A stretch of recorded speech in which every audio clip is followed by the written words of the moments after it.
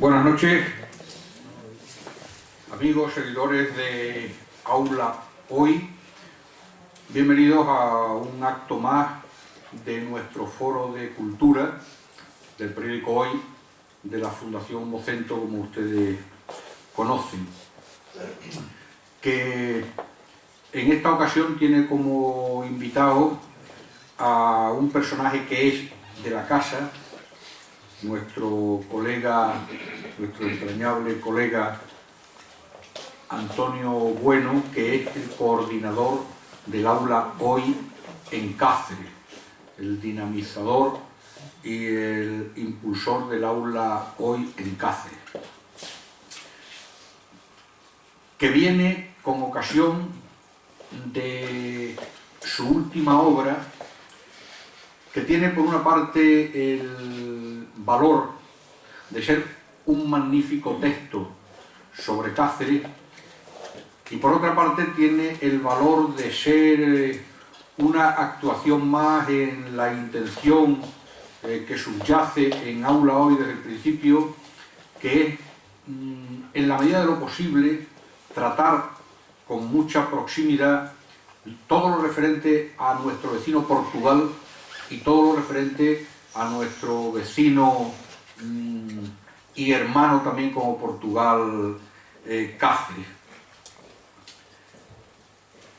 El motivo, digo, es su último libro, que se titula Cáceres, historia escrita en piedra, anécdotas y evocaciones del pasado, que es un libro reeditado, que es lo mejor que puede decirse de un libro. Su editor a continuación hará algún detalle de sus circunstancias, por eso no voy a entrar yo mucho en el detalle de las cuestiones.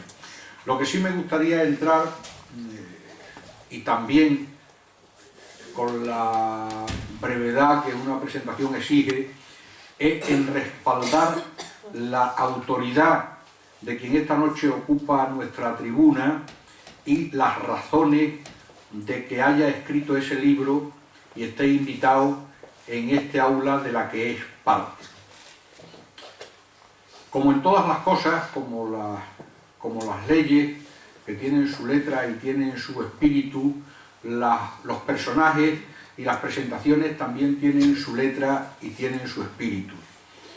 Las presentaciones que se hacen según la letra, lo que hacen es una enumeración muy larga de cosas concretas. Tenemos aquí a don fulano de tal que nació en tal sitio, que se crió en tal otro, que estudió en tal otro, que en el verano del 94 pasó sus vacaciones en San Juan de Alicante y después no sé qué, y después no sé qué. Una enumeración muy fría que, sistematizada adecuadamente, puede por superposición dar una idea de quién es el personaje. Pero yo prefiero hacer en este caso, movido por la admiración de su obra y por el afecto a su persona, una presentación según el estilo, según el espíritu, donde sobra la enumeración fría de una serie de renglones en concreto, que yo creo que pueden resumirse, de acuerdo con lo que ponemos en la publicidad que ustedes han visto en el periódico, diciendo que Antonio Bueno es un escritor de turismo. A mí me gusta también decir que es un cronista de Cáceres, porque es el que conoce sus pormenores, sus entresijos, el que sigue su historia. Es uno de los expertos más cualificados, sin duda, de todo lo que atañe a su barrio antiguo y a toda esa aura medieval y casi romántica que envuelve sus rincones, y que es un hombre con múltiples facetas de proyección en el ámbito de la cultura. De Antonio bien puede decirse lo que, refiriéndose a sí mismo, decía Miguel Hernández cuando en uno de sus versos dice: voy de mi corazón a mis asuntos. Los asuntos de Antonio no tienen nada que ver con su corazón. Quiero decir que su formación es la de un economista, la de una persona dedicado al ejercicio riguroso del número y de la hacienda en su calidad del director del Banco de España en Cáceres que ha sido, pero digamos ese es su negocio.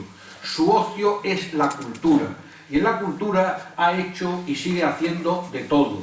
Es un hombre que cultiva la fotografía, que cultiva el teatro, que cultiva la literatura, que cultiva su participación en movimientos sociales. Yo creo que hasta jugar al golf tiene algo de cultura, porque es un buen jugador de golf.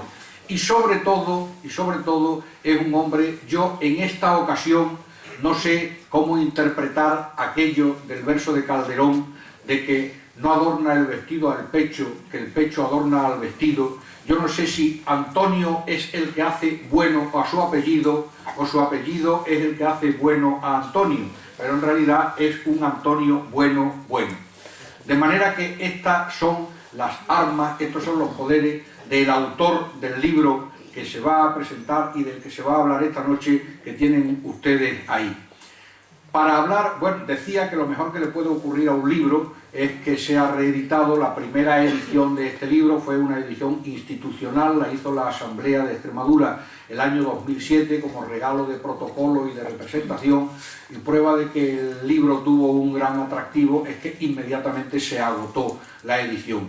Y como era un libro tan bueno, pues alguien con muy buen criterio decidió rescatarlo y hacer esta segunda edición que ahora vamos a presentar. El editor y promotor del libro es Francisco de Borja Gutiérrez Gómez, que también es escritor y es editor, que está sentado a nuestra derecha, y que es el que va a referirse a los pormenores, pudiéramos decir, técnicos del libro.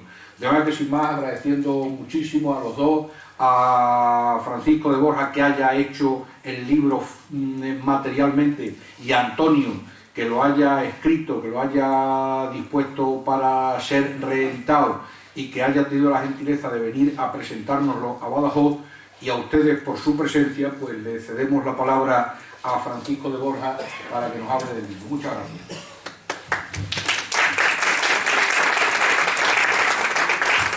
Muchas gracias, Alberto, por tus palabras y por la introducción que has hecho, que evidentemente me lo has dejado muy fácil. Recuerdo hace años, cuando yo trabajaba en la cadena SER, el director de entonces era Julio Luengo Garayo, y un día nos presentó a ambos, a Alberto y a mí. Me dijo: cuando quieras saber algo de Badajoz, llamas a Alberto. No lo he llamado nunca, pero no porque yo sepa mucho de Badajoz, sino que sé lo suficiente como para que cualquier extremeño que se precie de conocer una ciudad como esta, pues pueda presumir de ella. Al igual que los que somos de Cáceres presumimos de nuestra ciudad. Y lo mismo que me dijo Julio en aquella época respecto a Alberto, se puede decir de Antonio en cuanto a Cáceres. Es decir, si se quiere saber algo de la ciudad de Cáceres, simplemente hay que hablar con el bueno de Antonio y se sabe de todo. Porque Antonio explica la ciudad de Cáceres de una forma tan peculiar que hace que uno la quiera más, la respete más y la valore más. Al quererla respetarle y valorarla más, quiere decir que uno se siente ciudadano. Y eso es lo que nosotros nos hemos sentido a la hora de editar esta obra, que se llama Cáceres, historia escrita en piedra, Ciudadanos. Porque lo fácil, en este mundo en el que vivimos ahora, en pleno siglo XXI, es que una institución como la Asamblea de Extremadura, en 2007, pues haga la publicación de esta obra en su momento, una edición que no sé si fue venal o no, fue una edición venal, ¿no? ¿Se vendió o se regaló? Bien, pues simplemente, como ha dicho muy bien Alberto, para el protocolo. Y lo complicado es que una empresa privada, una iniciativa privada, lleva a cabo la publicación de la enjundia que es este libro, Cáceres, historia escrita en piedra, que solamente el contenido de imágenes y de texto que atesora hace en sí mismo que tenga el valor suficiente como para poderlo tener uno en su biblioteca, y que, como luego comentará Antonio, es bueno tenerlo, este libro, para consultarlo adecuadamente, para tenerlo como cabecera si se llama Cáceres, y para saber que si uno quiere saber algo de esta ciudad, lo bueno es tener este libro a mano. Dicho esto, Digital Extremadura Ediciones y Publicaciones, con esta obra reeditada, lo que hace es abrir la colección de libros históricos turísticos y lo hace de una forma pues, absolutamente total, antológica, como es la obra de Antonio, que una vez que me lo propuso tomando un café en la cafetería Colón en Cáceres, yo le dije, sin haber visto la obra en su intensidad, aunque la poseía, porque en el momento que la publicó la Asamblea de Extremadura hice todo lo posible por tenerla en mis manos, la conocía ligeramente, pero al hablarme Antonio de ella me la empapé y por lo tanto decidimos en la editorial llevarla a cabo. Y la llevamos a cabo por dos razones muy sencillas y yo creo que a la vez muy valiosas. Primero, porque es un libro distinto. Lo vimos rápidamente, porque Antonio trata la historia de la ciudad, como he apuntado antes, de una forma muy peculiar. Es decir, no la cuenta desde el punto de vista del historiador que engulle libros, investiga a lo largo de los años para poder llevar a cabo una obra que comunicar a los demás, sino que él se empapa de la propia ciudad en la que vive y a la que ama y la transmite con los conocimientos históricos que posee, pero también con los conocimientos ciudadanos que atesora Antonio para trasladarlos en el libro, acompañarlo de las imágenes precisas para que el que conozca la ciudad enseguida la reconozca y aquel que no sepa de Cáceres la descubra y la ame al igual que todos los que somos de allí. Esa es la primera razón.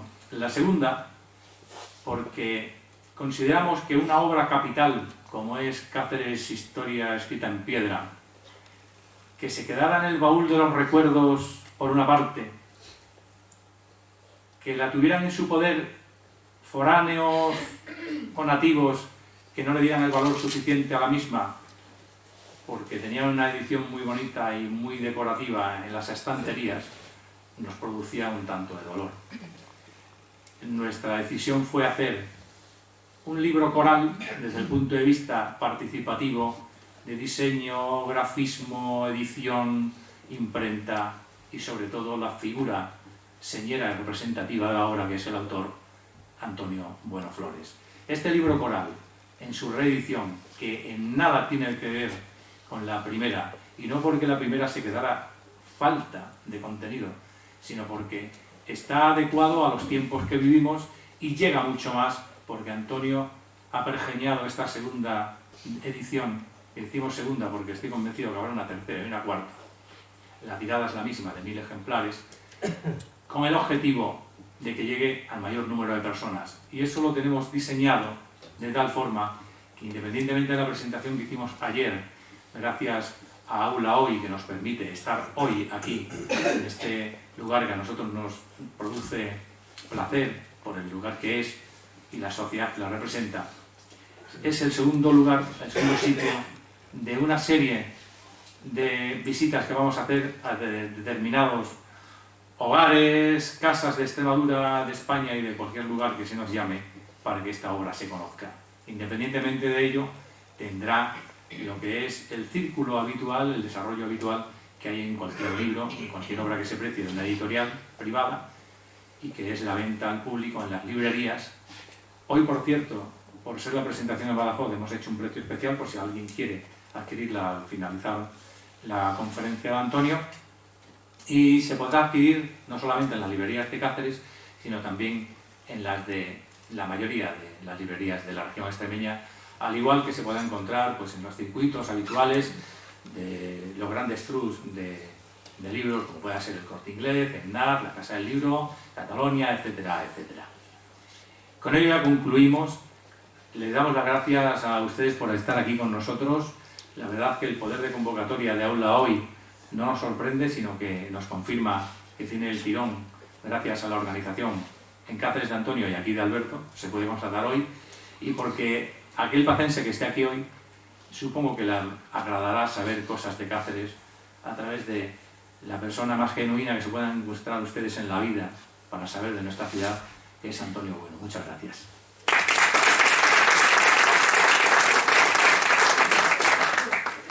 Bueno, pues muy buenas tardes, señoras y señores.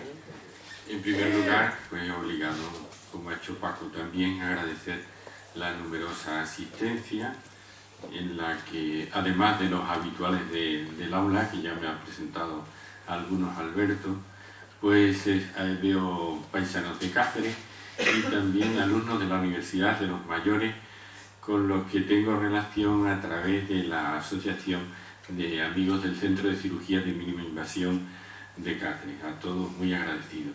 Tampoco quiero olvidar el agradecimiento al diario Hoy, con el que colaboramos Alberto y yo, no solo por tenernos hoy aquí, sino porque en el libro se incluye también el último DVD que presentamos. Bueno, pues Los que sobraron, que fue una edición de éxito, subió la tirada del periódico un 47%. Eso quien sabe de periódicos sabe que es muchísimo, porque lo normal en promociones entre el 5 y el 8%. Pues los que sobraron me los regalaron, tuvieron ese detalle, y yo pues he querido también regalarlo, incluyéndolo al final del libro, también con una segunda intención, y es que está en español y en inglés, de tal modo que en Cáceres, y supongo que aquí también en Badajoz, hay muchos chicos que salen a aprender idiomas, entonces van a alojarse en una casa, y lógicamente, aunque el libro está en español con los pies de fotos en español y en inglés, el DVD está en español e inglés, con lo cual pueden presumir de esta tierra extremeña, en este caso Cáceres, pero bueno, en otros casos lo haremos sobre Extremadura. Bueno, pues empiezo contando una anécdota, porque hace unos días me enviaron un email de estos tantos que nos mandan, pero este me hizo pensar, fue muy interesante. Decía que un violinista se puso en la boca de metro de Washington, Distrito Central, a las 8 de la mañana, de las 8 a las 8:45, que es cuando por allí pasan miles y miles de personas. Pues abrió su funda, el violín, lo puso en el suelo para recoger monedas y empezó a tocar obras de Bach, el Ave María de Schubert, en fin, todas las muy conocidas, muy difíciles y con una interpretación maravillosa. Pues bien, hubo solo 7 personas que se pararon a escucharle. Uno de ellos, un niño de 5 o 6 años, la madre tenía que tirar de él porque no se quería despegar, él volvía la cabeza para ver al violinista y escuchar su música. Bueno, dicen que en esos 3/4 de hora sacó $32. Pues era uno de los violinistas más famosos, de los que mejor interpretan las piezas clásicas en este instrumento, y que iba a actuar en Boston. Hacía 2 días que se habían acabado las entradas del teatro, un teatro enorme, pues se habían agotado las entradas, que costaban a $100 cada una. Sin embargo, pasaron a su lado y casi nadie se dio cuenta. Eso me hizo pensar, digo, si en Badajoz, y también como pasa en Cáceres, muchas personas no le dan importancia a nuestra ciudad antigua, y es que es el tercer conjunto monumental de Europa, pero la tenemos tan cerca. No hay que gastarse 2.000, 3.000 euros para hacer un viaje enorme, para ir a verla, para irse a Canadá, para irse a ver el castillo de Luis II de Baviera, para recorrer Italia. Esto lo tenemos al lado. O sea, de Badajoz no hay que hacer un pequeño viaje, pero que bueno, se hace poco más de 1 hora. Y la verdad es que ni siquiera cobramos entrada. Lo único que cobra entrada es el Museo Municipal, que han puesto 2 euros. Y ya digo que no vayan a verlo porque no merece la pena. Hoy que no está la alcaldesa, puedo decirlo. Pero en fin, es un museo que está muy bien hecho para Cáceres, para que vayan a visitarlo los escolares. Pero para un turista, yo fui a verlo con ánimo de turista, pagué los 2 euros y entré, y me pareció que no tenía ninguna relevancia. Así que pueden pasar tranquilamente, aunque normalmente se lo van a encontrar cerrado, o sea que tampoco van a poder verlo. Lo que sí aconsejo es o llevarse una guía de Cáceres o ir con un guía de los guías profesionales, que hay guías estupendos, magníficos.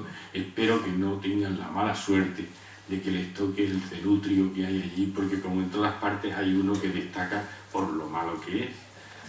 La última vez tuve que llamarle la atención porque estaba diciéndole que estaba el arco del Cristo allí puesto en una piedra en el suelo, cuando es el arco de Caparra, que está señalizando un itinerario, que no es real, pero bueno, un itinerario de la Vía de la Plata. Entonces lo hice ver, digo, mira, si es el arco cuadrifronte, ese no es el arco del Cristo, que es un arco normal. Y dice, no, ese es el arco del Cristo. Y ya la gente, pues cuando me vio que le reñía, dice, déjelo usted, es muy gracioso. Digo, sí, pero muy gracioso, pero no tiene ni idea. ¿Ves? Un poco respeto de Cáceres para enseñarlo bien. Eso no quita de que en el itinerario, como ya como unas veces, pues, en fin, cuenta anécdotas que son divertidas, como creo que también haré hoy aquí. Pero una cosa es contar cosas divertidas y otra es, vamos, ser un desastre para enseñarlo. Es una vergüenza que haya personas así que estén enseñando Cáceres. Como se ha dicho, la primera edición fue para la Asamblea de Extremadura, fue muy bonita, un libro de protocolo precioso, pero yo veía, primero, que no llegó a mucha gente. Hay gente de Cáceres que colecciona todos los libros que salen y sin embargo pues ya digo, no le llegó más que a unos cuantos. Y además yo le veía algunas cosas. El que lo editó es más joven que yo, y entonces quería hacerlo muy bonito y la letra pequeñita. Y dice, es que es más elegante. Digo, sí, será todo lo elegante que tú quieras, pero esto no se puede leer. Y yo lo que pretendo es que la gente lea mi libro, hazle una letra clara y un poquito más grande. Bueno, pues no lo convencí, al final hizo lo que quiso. Y ya digo, salió precioso. Y nosotros hemos decidido, pues, corregir esos fallos que tuvo el primero para hacerlo. Sigue la misma línea porque prácticamente el texto es igual. Y como decía Alberto, yo tengo una forma de ver las cosas, pues después de muchos años de experiencia, porque empecé con 18 años a estudiar libros sobre la ciudad antigua y ya me he jubilado. Ya estoy jubilado, recién jubilado, pero jubilado ya. Yo llevo muchos años, entonces por muy torpe que sea, pues algo he aprendido. Así es que ya reflejo lo que creo que más interesa al público, y es la evocación de hechos históricos. Es muy diferente ver una ciudad, a menos que se sea un experto como Alberto, que es historiador del arte, o una persona que tenga una formación especial en arte, para irse emocionando con las piedras. Aunque yo te digo que no tengo esa formación universitaria, pero sí me emociono. Yo hay veces que veo un conjunto de edificios y me da un cosquilleo así, o un museo o algo. Pero si no es una persona excesivamente experta, lo que quiere es ver aquello con vida, es decir, con los personajes que estuvieron allí, saber lo que ocurrió, y que es totalmente distinto. Yo he llevado a grupos de Cáceres, gente de Cáceres que están pasando todos los días por la calle y se quedaron con la boca abierta. ¿Por qué? Porque yo no trato de transmitir datos técnicos y fechas y nombres, sino emociones, algo que te llegue al corazón y te diga, qué bonito es esto. O sea, entonces he escrito un libro que no es para leerlo y olvidarlo. Es un libro para tenerlo cerca y de vez en cuando pues echarle un vistazo, como ha dicho Paco. Hay dos señoras, curiosamente, pues tengo también mis fans allí en Cáceres, me llevo ya 8 libros, más de 40.000 ejemplares, entonces hay muchas personas que me conocen por los libros. Y dos señoras que entre ellas no se conocen, pero me contaron lo mismo. Dice, mira, yo lo tengo en la mesilla de noche. Entonces, cuando me acuesto, pues leo un pasaje y luego duermo maravillosamente, duermo tan feliz. Y dice, es como si tomara chocolate, pero esto no engorda. Así que tiene su ventaja. O sea, es un libro que es para disfrutarlo, digamos, a trocitos, porque no importa, hay capítulos y no tienen nada que ver unos con otros, no es una novela continuada que uno se pierde, sino que aquí hay muchísimos personajes y todos son diferentes, se puede leer por partes. A esta conclusión de no incluir demasiados datos llegué por una cosa que me pasó hace ya años, porque se presentó un billete que tenía de 1000 pesetas, que tenía por una parte una cara a corte y por la otra cara a Pizarro. En el anverso y reverso estaban los dos conquistadores. Fue una idea mía, porque yo había visto la presentación del billete de 2000 pesetas de Juan Ramón en Huelva, cuando estaba trabajando allí, y se me ocurrió proponérselo a mi director y a la Junta de Extremadura. Llegamos a un acuerdo y se presentó en Medellín. Pero, lógicamente, del banco pues vino un director general y también el cajero, el que firmaba los billetes, Jesús Urdiola, que me conocía, tenía mi libro, y entonces él lo organizó. Bueno, pues vamos a Medellín, allí estamos un ratito y nos venimos a comer a Almería. La verdad es que comimos en Medellín y luego comimos en Almería, porque en Medellín nos trataron a cuerpo de rey, muy bien. Y entonces, al terminar la comida, le preguntó al director, bueno, vamos a dar un paseo por la ciudad antigua, que era lo programado. ¿Cuánto tarda Antonio? Y dice mi director, bueno, pues Antonio puede tardar media hora, 1 hora, 3 horas, 5 horas, 7 horas. El otro se iba asustando. Y no, una cosa normal. Bueno, pues una cosa normal, 1h30. Vale, miramos el reloj, las 5. A las 6:30 se estaba subiendo al coche encantado. Había disfrutado esa 1h30 un montón. Fuimos contándole cosas, lo que dio tiempo. Porque yo es así, como soy economista, ha dicho Alberto, pues tengo mi forma de organizar las cosas. A lo mejor si fuera especialista en arte como él, me costaría más dejarme en el bolsillo pues muchas informaciones, pero yo no, yo digo así y lo hago así. Entonces, ya digo, regresamos al coche, se fue a Madrid y a los 3 o 4 días el director viene y me dice, mira, me ha mandado el director general, que luego llegó a ser su gobernador, o sea que no era tonto.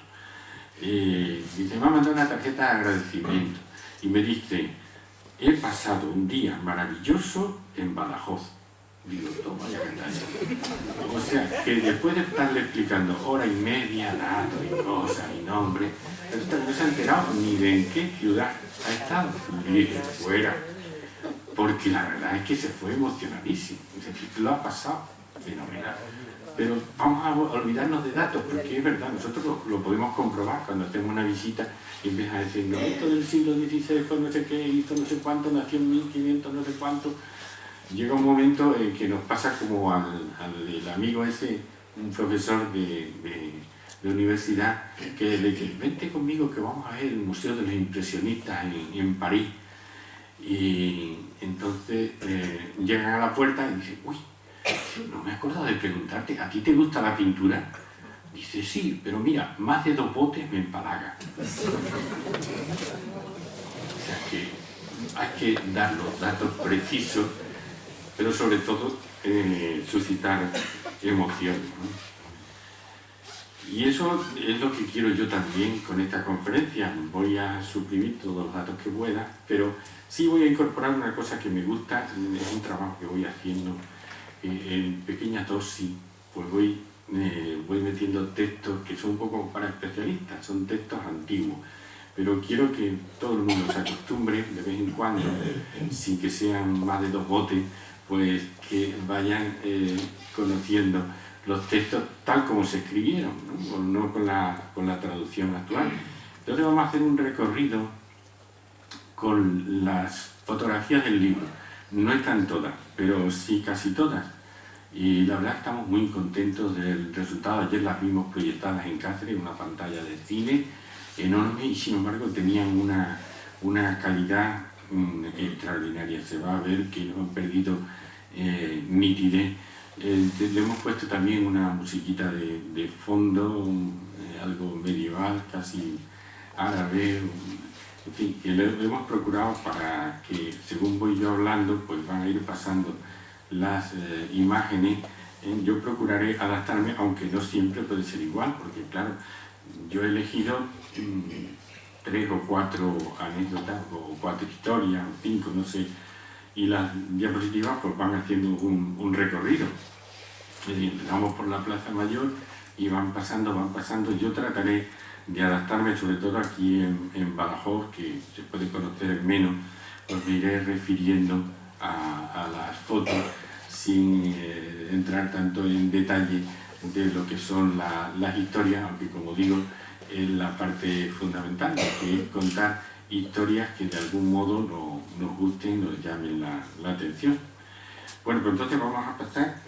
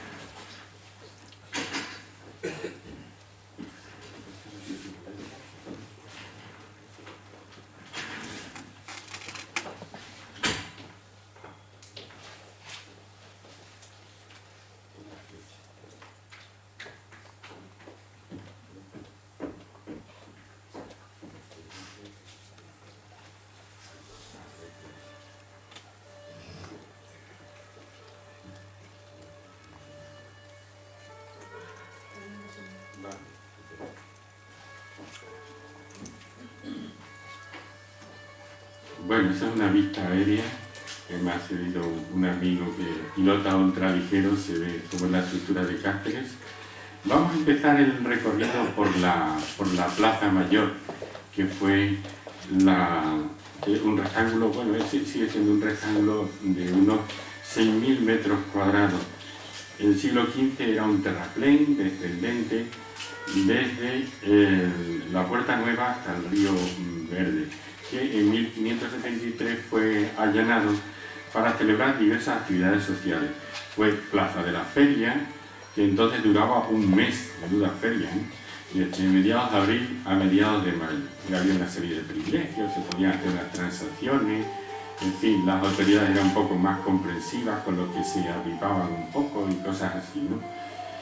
También fue y ha seguido siendo hasta el siglo XX la plaza del mercado, donde los hortelanos ofrecían sus productos. En numerosas ocasiones se utilizó como coso taurino con motivo de las celebraciones de alguna boda. También se celebraban torneos, ¿no? Y también se hacían los desfiles que llamaban alarde de los caballeros de fuero, no los de sangre, que los de sangre no tenían que acreditar nada, pero los de fuero tenían que acreditar el número de caballos y de hombres con los cuales servían al rey, a cambio que tenían exención de impuestos. Por esta casa estaban muy solicitados los balcones y ventanas con vistas a la plaza que permitían presenciar los espectáculos, pues se alquilaban, en lo que se decía alquilar la alegría de las ventanas. En el libro utilizo algunos textos históricos y en algunos de ellos se cuenta, todavía estamos en la Cuesta de Aldana, con la torre de los Golfines de arriba, una magnífica torre que no tenía almenas, pero se le han puesto hace unos 40 o 50 años. Ya estamos en la plaza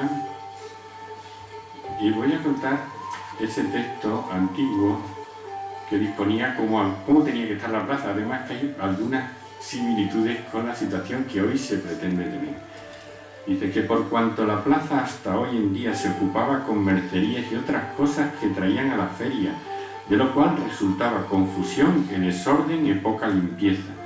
Y agora está limpia e desempedrada la plaza, que conviene que quede para la gente de a caballo y de a pie que en ella anda, y las dichas mercerías y cosas que se habían de vender en la dicha feria, cada cosa que esté en su lugar, y cada una no impida a la otra, que todas las cosas que fueren de mercería se pongan debajo de los portales desde casa de Juan Higuero hacia abajo, hasta donde cupiesen, y de allí en adelante se pongan las tiendas de los paños en el portal de Picón, por allí abajo, y los caldereros de la Torre Nueva abajo, y los cuchilleros y herreros estén en otro portal de Benito Ximénez Castilla, y los zapateros estén en sus casas debajo de sus portales, y no hagan tenderones dentro de la plaza, y cada uno de su pertenencia, y los que no tienen casa en la plaza pongan sus oficios debajo de los portales con los otros oficiales, y que en la dicha plaza no entren puercos en ningún tiempo. Era bastante normal ver los animales circulando por las calles, yo todavía lo he visto yo. Se vayan a la corredera a vender y a hacer su feria en otra parte o lugar donde mejor pareciere adelante, y que si otras cosas vinieren fuera del dicho, la justicia y regidores les den lugar y acomodo que les pareciere, con que no sea ocupando dicha plaza, sino que quede libre y desembarazada para los de a caballo y de a pie, que se manda a pregonarla para que venga noticia de todo. Bueno, ahora estamos cambiando nuestra plaza, está en obra, está todo patas arriba, han dicho que lo van a terminar en marzo, vamos a ver, pues si no, no sé por dónde van a pasar las procesiones, porque todas pasan por allí. Y lo que se pretende es peatonalizarla, que se disfrute y que haya muchas terrazas y se pueda contemplar esa fachada oeste que es preciosa con las torres que hemos la torre de la hierba, esta estatua, esta la hemos cambiado un poco, ahora mira hacia el sur. Bueno, pues de la Plaza Mayor se cuenta también en el libro la estancia de la infanta Isabel de Borbón, la chata, que hemos visto pasar hace un rato una foto. Estuvo en 1916 en lo que era el Hotel Europa. Y la de los reyes don Alfonso XII de España y don Luis I de Portugal en 1881 para inaugurar el ferrocarril Madrid-Lisboa. También se refieren las ordenanzas de la reina católica en 1477 que vino a poner paz en el municipio y regular los cargos municipales. También se cuenta la boda del trujillano Francisco de Hinojosa con la hermana del maestre de la Orden de Alcántara. Ahí el clavero le humilló y entonces lo llevaron preso a Alcántara, se escapó y empezó una guerra civil en la Orden. A veces utilizo recursos literarios como ser un periodista enviado del hoy al siglo XV, hablo con el que está al lado, me va contando quiénes son esos que salen y todo. Son trucos para, digamos, mantener un poco más la atención del espectador. Este es un escudo que está en la Torre de Bujaco. Ese es el centro de interpretación de la Torre de Bujaco, que también lo hice yo. O sea, todo el contenido se lo facilité yo de las tres culturas. Bueno, pues terminando la plaza, ahora estamos muy cerca, pasaríamos el Arco de la Estrella y subiríamos por el Adarve, que aparecerá ahora dentro de un ratito. El Adarve es la calle interior junto a la muralla. Estrictamente es el Paseo de Ronda, es decir, lo que es el interior de las Almenas, pero ya se llama Adarve a esa calle interior. Entonces Cáceres pues tiene todos los adarves porque tiene circulación completa esa muralla, aunque hay tramos donde no existe. Pues digo, pasamos el Arco de la Estrella, subimos por el adarve, que me recuerda a la calle de la Amargura de Jerusalén. Antes había una palmera que entonces ya eran idénticas. La palmera se cayó. En los años 50 vivió muy cerca del adarve, en el Postigo, un buen amigo que se hizo maestro, emigró a Cataluña y se hizo poeta también con los años, un poeta muy celebrado y muy premiado. Pero añoraba esa época feliz de la infancia con su juego en el adarve. Le he pedido prestada su poesía y la incluyo en el libro. Dice así: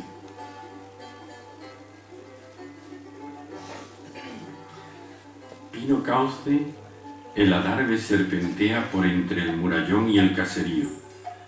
Fulge la luz sobre el tapial bravío, y en sus lienzos titila y bermejea. La piedra en los palacios gallardea, ensueña mar por medio de este río, y es cada torre, mástil de un navío, que un nuevo mundo tras la mar odea. ¿Qué es el tiempo? ¿No escuchas todavía en las noches de viento misteriosos ecos de pasos entre las almenas? Adarve secular, mi fantasía evoca los recuerdos venturosos y se olvida de ausencias y de penas. En la parte más alta del adarve, ahora estamos a la mitad, en lo que es la plaza de Caldereros, la Torre del Horno, porque tenía a su lado un horno, tenía la alhóndiga y también un horno en el que hacían el pan, que es un elemento. Ahora parece que pasamos un poco más de pan, pero antes no se podía hacer nada sin pan. Uno de los palacios que es el de los condes de Aranero, perteneció a los Ulloa y a los Obando. Pues precisamente al lado comienza el adarve del padre Rosalío. ¿Y quién fue el padre Rosalío Ramos Berrocal. Pues fue un santo, pero que nunca subió a los altares porque nadie quiso aportar el dinero necesario para hacer su expediente de beatificación y que luego lo hagan santo, ¿no? Pero reconocido por el pueblo sí que estuvo.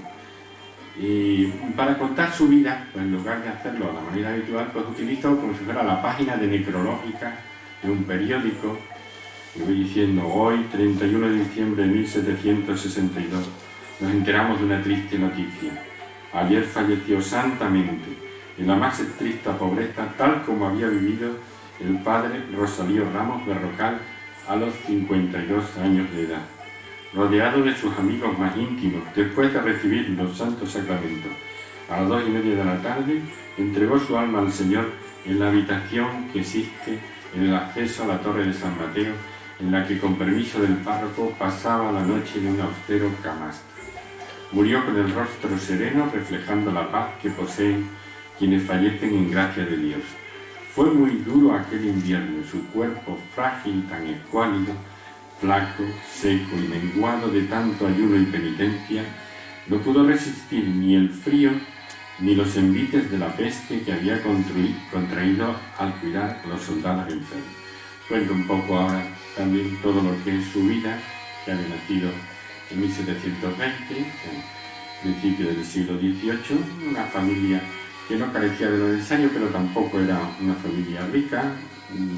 Le surgió la vocación religiosa, o sea, con 26 años ya profesó en la orden seráfica y un poco comenzó también su fama en Cáceres como confesor.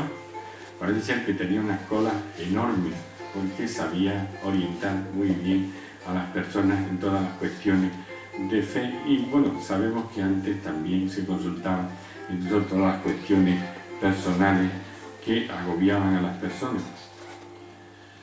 Lo más importante que hizo es que un día, recorriendo, visitando el Hospital del Salvador, se encontró con que los enfermos estaban tirados por los suelos porque no había camas. Y entonces se le ocurrió fundar un hospital. Pidió limosnas por todo Cáceres y consiguió fundar el Hospital de Santa María Magdalena. De vez en cuando necesitaba irse al Risco de Sierra de Fuente, allí en soledad, hacer ayuno y penitencia, pero el obispo le decía, vente, que la gente te reclama. Incluso lo reclamaban cuando había un familiar enfermo muy grave para que fuera a atenderlo y produjo más de una curación milagrosa.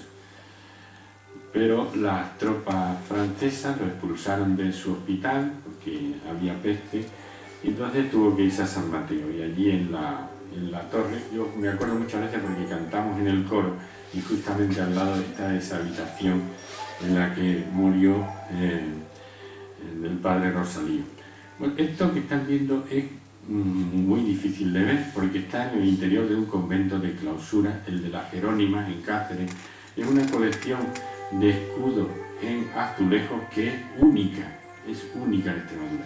Y está ahí porque le cedieron al monasterio a los franciscanos en unas tierras que eran pantanosas, lo que es el convento de San Francisco al lado de la Ribera del Marco. Pues tenían que venir a curarse de sus enfermedades a otro local que les cedieron ya dentro de la ciudad y cada noble de Cáceres se comprometía a mantener al fraile que estuviera ocupando esa celda. Por eso se le llama a los nobles los alcobistas, de alcoba. Y pusieron, lógicamente, sus escudos, están por encima de la puerta. Pues al lado se encuentra el Palacio de los Golfines Arriba, que hemos visto, que en principio perteneció a la familia de los Valverde de la Cerda. Y vino a Cáceres mediante el casamiento de doña Mafalda de la Cerda, sobrina del infante don Fernando, primogénito de Alfonso X el Sabio, con Fernán Gutiérrez de Valverde, señor de Castellana. El escudo de la Cerda es en campo de azul, 3 lises de oro. Y con eso tengo una anécdota curiosísima. Hice en el año 90 un álbum que se llamaba Descubre Cáceres, un álbum de cromos para los niños. Por cierto, me da vergüenza decirlo, siendo economista, pero perdí 500.000 pesetas del año 90-91. Pues ya las he recuperado, no hay que preocuparse. Pero entonces me las gasté, fue un fracaso porque vendí los álbumes y no vendí los cromos. Tengo en casa más de 200.000 cromos. Yo iba por los colegios y abría un sobre y les enseñaba cómo eran los cromos. Fui a un colegio donde había un profesor que tenía un pisacorbata con un escudo. Y curiosamente, entre 300.000 cromos, con una posibilidad de unos 3.000 cromos, o sea, de 3.000 entre 300.000, fui a sacar el cromo del pisacorbatas que tenía el profesor. Me quedé un poco asustado. Y digo, qué casualidad, he sacado el cromo del pisacorbatas que tiene vuestro profesor, pero ya no les dije cómo se llamaba el del escudo, porque hubiera sido una juerga. Si les digo que es el escudo de la cerda, pues no la juerga, se hubiera tenido que guardar el pisacorbatas, que era precioso, y se lo hubieran tomado el pelo los alumnos. Bueno, estamos ahora por la puerta de Mérida, ese hospital de los caballeros, un pretencioso de hospital porque tenía 7 camas, y realmente se utilizó para algunos clérigos. Lo fundó Diego García de Ulloa el Rico. Ahora seguiremos avanzando, yo me voy a adelantar un poquito, porque tiene que ver con Diego García de Ulloa el Rico. Vamos a acercarnos a San Mateo. Bueno, bajamos la calle ancha y nos ponemos en la plaza de Santa Clara, que se llamaba Potro de Santa Clara, o Herradero, allí donde se reunían las bestias, bien para trabajos del campo, se alquilaban, o bien para hacer camino. Entonces, un día del año 1471, un fraile, Fray Pedro Ferrer, pariente de San Vicente Ferrer, el valenciano, se marchaba ya desilusionado de Cáceres porque vino a fundar un convento, pero el fuero lo prohibía. Entonces los regidores no se atrevían a contravenir el fuero. Cuando ya se va, pues alquila un burrito para llevar unos libros que tenía y unas pocas pertenencias, pero no tenían ni una moneda para pagarle al fraile. Y dice, bueno, pues al primer señor que vea por aquí, que ve venir a un señor en su caballo, con un aspecto magnífico, se acerca, por favor, caballero, ¿sería tan amable de darme una moneda para pagarle al herrador? Yo, lo siento, yo tengo por norma cuando voy al campo no llevar nunca dinero encima porque hay mucha inseguridad, me roban, así es que no llevo dinero.